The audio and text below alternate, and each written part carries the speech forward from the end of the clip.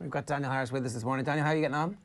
I'm good, thanks. You all right? Yeah, so Owen's conspiracy theory here is that Gary Neville is going out to bat for Ole Gunnar Solskjaer. And like most conspiracy theories, it has like a ring of truth about it. I don't think that's particularly a conspiracy theory. I mean, Gary Neville, I guess, wants the best for United, and Ole Gunnar Solskjaer wants the best for United, and the owners want the best for the owners. So I mean, it's entirely understandable that they would be aligned on this issue. It wouldn't necessarily need to be a conspiracy of, well, there's something odd going on here. I mean, it's possible that Ole has asked Gary Neville to use his platform to put some pressure on, or that Gary Neville has decided to do it unilaterally. But a mate helping a mate do something for this common thing that they both love, I wouldn't necessarily say it's a conspiracy. Why are they unable to convince the owners, or is it Woodward that they need to convince that the right thing to do is to invest in the team? Why is that? Like, who lacks the ability or the imagination to win the argument that actually investing in the team is ultimately going to end up making more money for the Glazers? I don't think it's as simple as that, because let's say United finished third last season without a particularly great deal of investment relative to the teams with which they were competing. So let's say that United decide that they're going to go and try and win the league. They could speculate 150 million quid. I mean, Chelsea have spent over 200 million quid, and we all know they're not going to get anywhere near winning the league, and they'll actually do well to get into the top four. Now, if you're as rich as Roman Abramovich, and the reason that you bought the football club is to avoid getting bumped off or to do other nefarious things, which is the case with Abramovich, then your major issue is not putting money in your own pocket. But the Glazers are not huge players like Roman Abramovich, and the reason they own United is to put as much money as possible in their own pockets. That's the only reason. They're not interested in football, they're not interested in community, they're not interested in any of those things. They're interested in putting as much money as possible in their own pocket. Now, sure, but a successful team is actually going to be more profitable than... Yeah, I'm coming to that. But there's not... The amount of money you would have to speculate to have a chance of winning the league is not the amount of money that winning the league would return to you. If you can finish in the top four every season without spending as little money as possible, that is where the best balance is between money in and money out if you're the Glazers, putting as little money in as possible, taking as much money out as possible. You could easily go and speculate 200 million quid like Chelsea have done and still not win the league. That is not financially prudent or sensible, never mind in this market, if all you want to do is make money, which is all the Glazers want to do. You speculate and you don't win the league. But even if you speculate and you do win the league, the uplift that you get from finishing first relative to finishing third is, again, not particularly reflected in the money that you make versus the money that you... I don't think invest is quite the right word, because it's not the Glazers' money, but I guess the money that you spend. I think though, there's a counter-argument in that Liverpool have begun to print money or push off loads of profit in the way that they have done their business over there. I guess it comes down to how well the club is actually run. So even in Chelsea's case, the supporters of Chelsea will point to the fact that they've managed to recoup a lot of money from their process of hoovering up all the best young talent in the world and then farming it out, selling some of that on and using that as the money that they're investing. Obviously, the initial capital comes from Abramovich. From Liverpool's perspective, they've been relatively parsimonious when it's come to investment, and similar enough wage bill to Manchester United. So there's definitely a model somewhere that the Glazers have not sorted out, or that Ed Woodward hasn't sorted out, that would allow Manchester United to continue spending similar to what they're spending now and actually be successful. I think that Liverpool have spent quite a lot of money. I mean, they've got the most expensive goalkeeper ever. They've got one of the most expensive centre-backs ever. They were the finishing touches. All bought from the Coutinho money, though. Like that was a straight swap, effectively. What was? Alisson and the centre-back are effectively a straight swap for Coutinho and 15 million. Right, but when United sold Ronaldo, for example, for, I guess that's the most comparable deal, the Glazers pocketed almost all of that money, and United replaced Ronaldo with Michael Owen, Mami Biram Diouf, Antonio Valencia, and Gabriel Obertan. So that's a good example of the difference between owners that are... I mean, Liverpool's owners also want to make money, but they're also interested in running a successful sports team. And I think not the tipping point with the Glazers, not the tipping point, but the point where it became very obvious what was last summer. Because United clearly needed quite a lot of work last summer in order to make themselves a team that you would say this team will definitely get in the top four. And the Glazers didn't put that kind of money into the team, which is why they had to go back and buy Bruno Fernandes. And that actually, for me, marked some kind of change, because that was the Glazers saying, previously you felt that they wanted to make sure they finished in the top four, but they weren't particularly interested with trying to speculate that extra amount to try and give a better chance of actually winning the league. But last summer, it became clear that actually they're not that bothered about the top four either. So I guess their people have done their sums, and the way that was the way that they felt they would make the most money. And then what happened was, I got a couple of injuries to the players that they couldn't afford to get injuries to. It was obvious that if Paul Pogba got injured, there would be a problem, because he was United's only really top-level midfield player. If Anthony Martial got injured, that would have a problem. If Marcus Rashford got injured, there would be a problem. And all three of them got injured, the three best players in the team.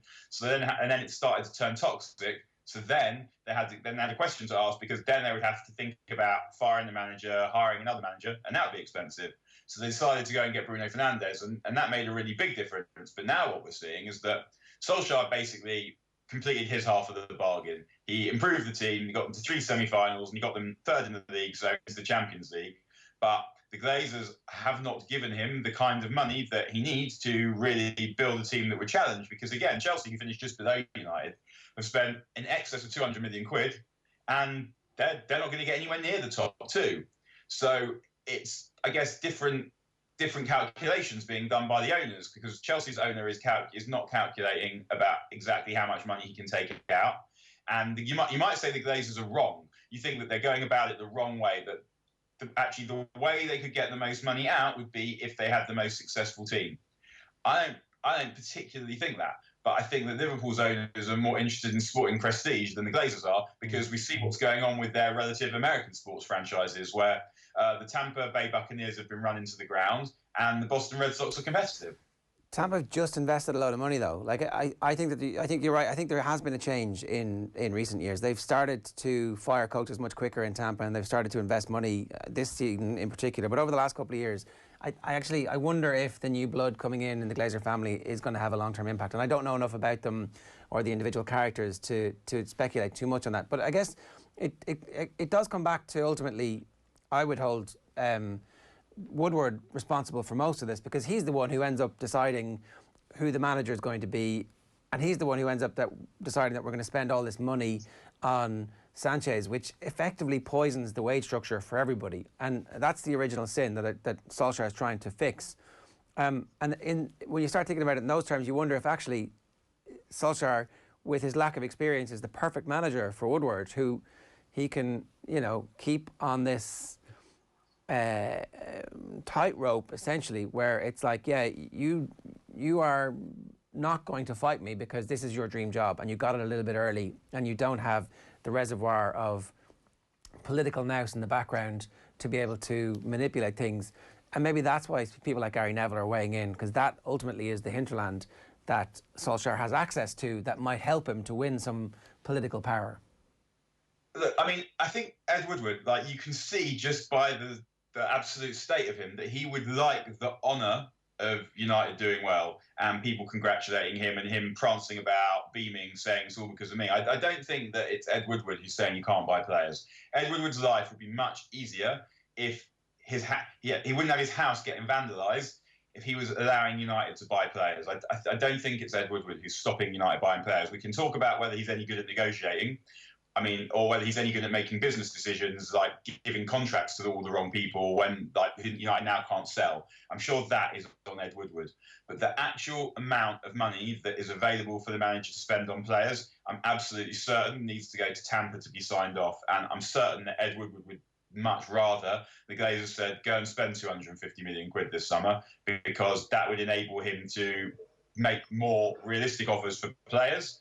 And that would put him under less pressure to offload players, and that would make people in general less angry with how things were going at United. So I think that you can blame Ed Woodward for some of the bad business decisions. I'm not sure I'd blame him entirely for Sanchez. I think that it is partly his attitude that they should go and get Sanchez, and Man City wanted Sanchez, that he thought it would be a win. But ultimately, if Jose Mourinho had said no, we probably wouldn't have signed Sanchez. So I think that is probably on Mourinho more than it's on Woodward. And I'd like to blame Woodward for as many things as possible. but it's not him who's refusing to sign off on transfer deals. It's the Glazers. Okay, well, let's move from Sanchez to Sancho.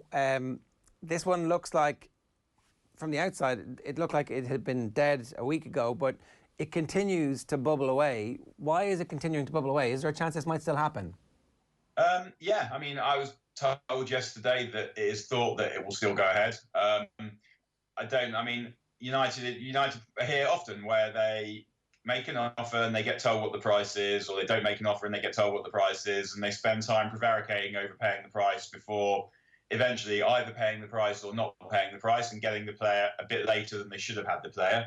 I mean, it seems almost cliche to relate it, because we all know that is what happens. I think the fact that United haven't bought another right winger yet suggests that they think this deal is still possible. Dortmund have obviously said you need to give us X, and United are offering them Y still, Y plus 1, Y plus 10, whatever. And I think there is probably a good chance the deal gets made. I think the thing is 120 million quid for any player in this market, in this economy, is absolutely batshit. So in theory, you could understand them saying not doing that deal, but then spend the money on other players that are needed. Because ultimately, I mean, I know Jadon Sancho will improve United, but in a way, right wing is not what United need more than anything. United need a controlling midfield player and they need a centre back. I would say more than they need a right winger. But you're also, I think, saying that Jadon Sancho is too good a player not to buy, and if you don't do it this summer, then another bigger team who are better at the moment might come in and do the deal next summer, which is why I think Chelsea probably felt they didn't have a choice but to spend all the money on Kai Havertz that they spent, because if Kai Havertz didn't leave Leverkusen this summer, then next summer, when hopefully everyone will have more money because the world is a better place and Corona is kind of not gone, but being handled in a better way than it is now, Kai Havertz isn't going to Chelsea. And so I think they do probably feel that about Jadon Sancho. It's just too good an opportunity to pass up to get a player as good as he is. And I also imagine that Ed Woodward is thinking Jadon Sancho will be extremely marketable. There will be companies coming to United asking them to advertise and asking for Jadon Sancho. So it probably works for United getting Jadon Sancho if they can, and it certainly works on the pitch. Is there a sense as well here, Daniel, from Dortmund's perspective, that they see this as a massive opportunity as well? Of course, they're going to have more 100 million euro players available, and they've got great young players at the moment. But in this current crisis, to actually have an ability to squeeze a couple of million out, but every passing day this negotiation goes on, I'm sure that's alluring from their perspective. Yeah, I think the thing with Dortmund is that United are trying to buy something that Dortmund don't particularly want to sell. I mean, they might be thinking that they have to sell the player because the player has basically set his mind on leaving. But ultimately, the worst case scenario, if the worst case scenario for Dortmund is another season of Jadon Sancho before selling him for 120 million euros, then that is not a terrible worst case scenario. So Dortmund probably have more cards than United do. So it doesn't make that much difference to Dortmund financially if they don't sell Sancho. It's not like when United overpaid for Rio Ferdinand, when Leeds were kind of hovering on the verge of going bust, and United paid Leeds as though Leeds were in a healthy financial situation, and they paid a lot more money for Rio Ferdinand than they needed to. It's a situation where Dortmund don't need to sell, and United are desperate to buy. So we'll end up in this situation where, I mean, Dortmund have told United, and Dortmund told United what the price is, and I think Dortmund will enjoy this posturing. And I know that I think it's similar to Daniel Levy in a way, where he wants people to know that he is a hard-ass negotiator. It's a bit of an ego thing. And when he says this is the price, that's what the price is. And you can keep coming back with offers below what he says the price is. But if you want the player, you have to pay what the price is. And that's what happened with, say, Dimitar Berbatov, where United messed around all summer, ended up having to steal him from Manchester City, effectively, because he wanted to play for United. But ultimately they paid what they were told the price was at the beginning of the summer. And all they ended up with was a player who they had to integrate once the season had basically already started almost, who had to move cities, and they never quite integrated Berbatov properly. And that was the case with Harry Maguire as well, who ended up moving at a time when football was beginning to begin, and he had to then move cities and integrate with his new teammates and get used to everything at the same time as hauling his personal life to a different place. And so it doesn't really make a lot of sense to not have paid the money, because it felt like this was a deal where United were not about to get him for much less. And as we saw yesterday, they offered whatever they offered, 90 million euros, 100 million euros, and Dortmund still said no. So it gets to a point where having had the player sooner is worth more than the additional extra money you may save. But the reality is that you probably won't save any money. For sure. And is your sense that there is, from your information, that there could be a Havertz comparison here at all, where if Manchester United don't get Sancho this summer, that there will be enough of a crowded market, say, from La Liga next year, where it really becomes a head-to-head with maybe a couple of clubs to actually sign Sancho next year? I don't know. I mean, but you could easily see it happening. We don't know what's going to happen in the world. I mean, Barcelona had problems with money even before Corona, and Real Madrid spent 300 million quid last summer. So we don't know what sort of state they're in. We also don't know how much Sancho is desperate to come back to England. I probably said this before, but I remember listening to an interview he gave when Dortmund played Spurs at Wembley last season, and it sounded a lot like someone who wanted to come and live in England again. But you don't know. I mean, Liverpool might fancy a wing in next summer and have a bit more money. Manchester City might fancy signing Sancho back. You just don't know. So the opportunity to have a free run at a player as good as Sancho might not happen again, and you would be foolish to assume it would happen again in a year. And what happens if you're not? The deal with Sancho that has kind of United had been talking to Sancho before last season had finished, and were very clear that Sancho would not come if United did not finish in the top four and play in the Champions League. And the Champions League is a tough competition to get into in England now, because you've got Liverpool and City, they're the two best teams, they're going to get there. But then you've got Spurs, United, Arsenal, Wolves, Everton, who are fighting over those places, and it's not going to be easy to get there. So you want Sancho to help you get there again, rather than rely on getting there again without Sancho in order to sign Sancho for roughly what you would have paid for him beforehand. What are the chances we see a picture of Jadon Sancho with a Manchester United scarf over his head or playing a Manchester United piano? Out of 10, what do you give that percentage chance that it happens in this window? I mean, I'm kind of guessing, because everything that you say is subject to the Glazers and United behaving in a particular way. I guess I'd go about 7. I think United will sign Sancho, because the circumstantial evidence of them not doing very much with any of the other money, they're starting to get rid of a few players now, and they're probably in a position to pay the wages, suggests that, yeah, they still think that deal can be done. So I'd probably say 7, but I wouldn't, I'm like anyone else. I'm guessing, because I'm not the Glazers and I'm not Woodward and I'm not privy to their conversations. Daniel, great stuff. Thanks a million for joining us this morning. All right. See you again. Have a good day.